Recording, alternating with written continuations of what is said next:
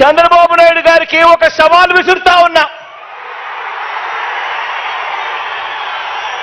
ఇదే వేదిక మీద నుంచి సవాల్ విసురుతా ఉన్నా. 14 సంవత్సరాలు ముఖ్యమంత్రిగా పరిపాలన చేశారు. 3 సార్లు ముఖ్యమంత్రి కుర్చీలో కూర్చున్నారు. మరి 14 సంవత్సరాలు ముఖ్యమంత్రిగా పరిపాలన చేసిన మీరు, 3 సార్లు ముఖ్యమంత్రి అయిన మీరు, మరి మీ పేరు చెబితే రైతులకు గుర్తుకొచ్చే